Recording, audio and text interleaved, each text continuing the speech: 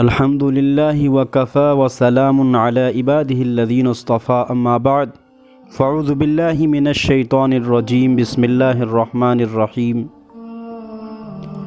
کل نفس ذائقۃ الموت صدق اللہ العظیم۔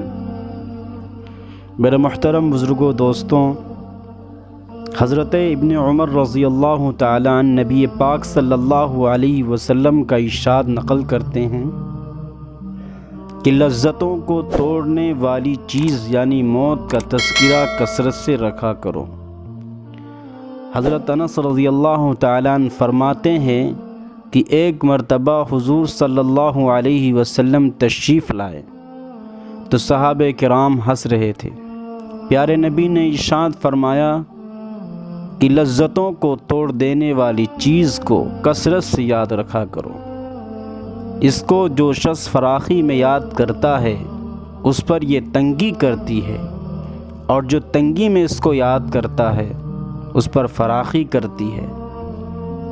حضرت ابو سعید خدری رضی اللہ تعالیٰ عنہ فرماتے ہیں کہ ایک مرتبہ حضور صلی اللہ علیہ وسلم مسجد میں تشریف لائے تو بعض لوگوں کے ہنسی کی وجہ سے دانت کھل رہے تھے۔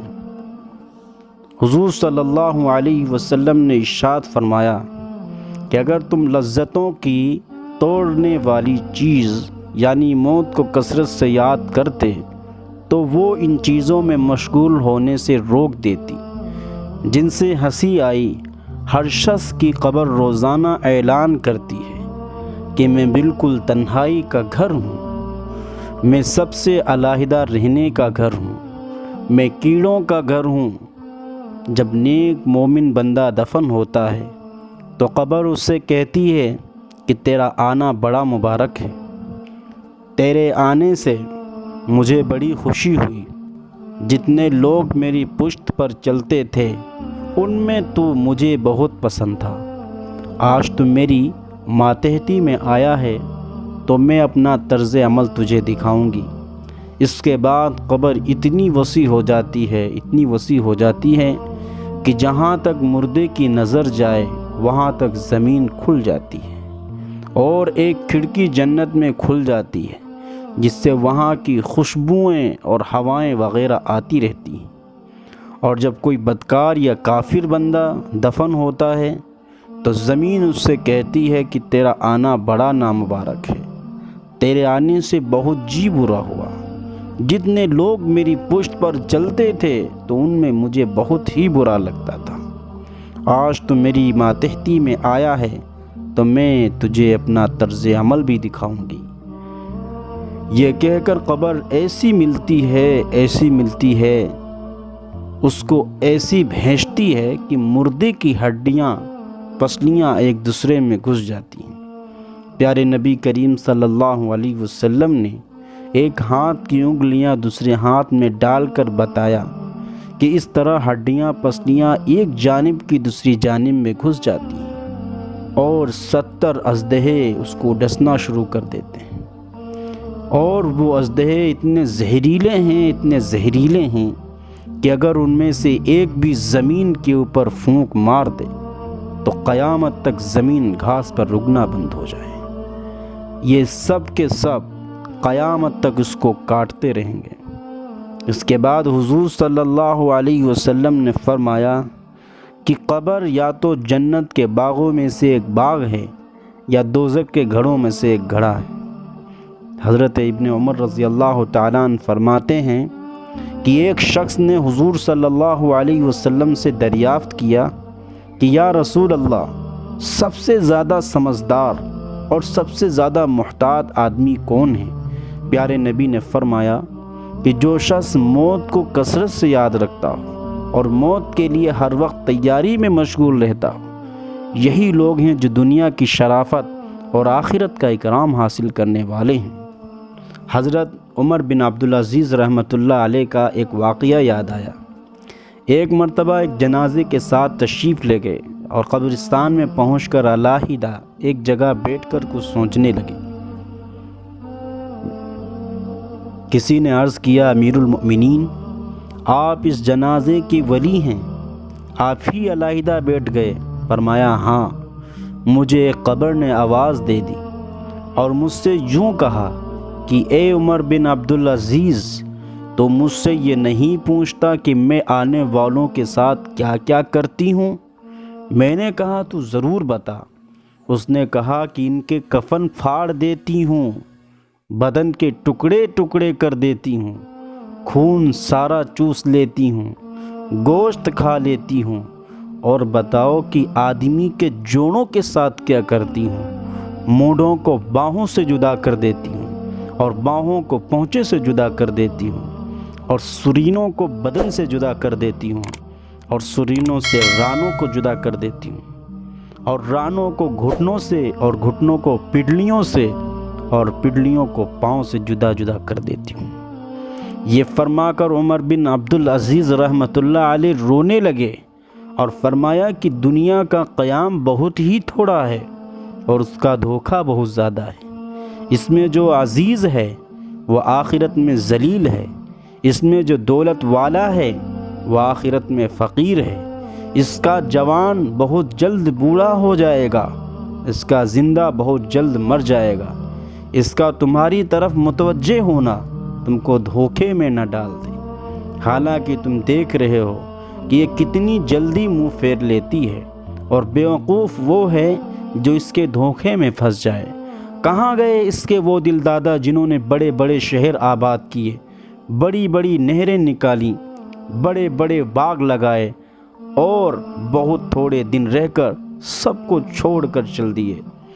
وہ اپنی صحت اور تندرستی سے دھوکے میں پڑے کہ صحت کے بہتر ہونے سے ان میں نشاط پیدا ہوا اور اس سے گناہوں میں مبتلا ہوئے۔ وہ لوگ خدا کی قسم دنیا میں مال کی کثرت کی وجہ سے قابل رشک تھے، باوجود کہ مال کے کمانے میں ان کو رکاوٹیں پیش آتی تھیں، مگر پھر بھی خوب کماتے تھے۔ ان پر لوگ حسد کرتے، لیکن وہ بے فکر مال کو جمع کرتے رہتے اور اس کے جمع کرنے میں ہر قسم کی تکلیف کو خوشی سے برداشت کرتے تھے۔ لیکن اب دیکھ لو کہ مٹی نے ان کے بدنوں کو کیا حال کر دیا، خاک نے ان کے بدن کو کیا بنا دیا، کیڑوں نے ان کے جوڑوں کو، ان کی ہڈیوں کا کیا حال کر دیا۔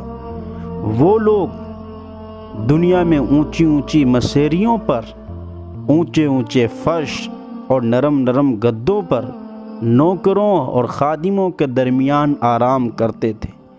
عزیز و اقارب، رشتہ دار اور پڑوسی ہر وقت دلداری کو تیار رہتے تھے۔ لیکن اب کیا ہو رہا ہے؟ آواز دے کر ان سے پوچھو کہ کیا گزر رہی ہے۔ غریب امیر سب ایک میدان میں پڑے ہوئے ہیں۔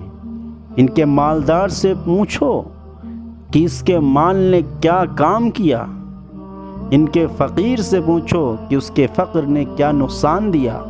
ان کی زبان کا حال پوچھئے جو بہت چہکتی تھی، ان کی آنکھوں کو دیکھ جو ہر طرف دیکھتی تھی، ان کی نرم نرم کھالوں کا حال دریافت کر، ان کے خوبصورت اور دلربا چہروں کا حال پوچھ کیا ہوا، ان کے نازک بدن کو معلوم کر کہاں گیا، اور کیڑوں نے ان سب کا کیا حشر بنایا، ان کے رنگ کالے کالے کر دیے، ان کا گوشت کھا لیا، ان کے منہ پر مٹی ڈال دی، اعضاء کو الگ الگ کر دیا، جوڑوں کو توڑ دیا۔ آہ، کہاں ہیں ان کے وہ خدام جو ہر وقت حاضر ہو کر جی جی کہتے تھے؟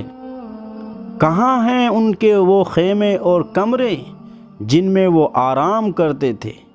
کہاں ہیں ان کے وہ مال اور خزانے جن کو جوڑ جوڑ کر رکھتے تھے؟ ان کے خادموں نے ان کو قبر میں کھانے کے لیے کوئی بھی توشہ نہیں دیا، اس کی قبر میں کوئی بستر بھی نہیں بچھا دیا، کوئی تکیہ بھی نہیں رکھ دیا، زمین ہی پر ڈال دیا، کوئی درخت پھلواری بھی نہیں لگا دی۔ آہ، اب وہ بالکل اکیلے پڑے ہیں، اندھیرے میں پڑے ہیں، ان کے لیے اب رات دن برابر ہے، دوستوں سے مل نہیں سکتے، کسی کو اپنے پاس بلا نہیں سکتے۔ کتنے نازک بدن مرد، نازک بدن عورتیں آج ان کے بدن بوسیدہ ہیں، ان کے اعضاء ایک دوسرے سے علیحدہ ہو چکے ہیں، آنکھیں نکل کر منہ پر گر گئیں، گردن جدا ہوئی پڑی ہے، منہ میں پانی پیپ وغیرہ بھرا ہوا ہے، اور سارے بدن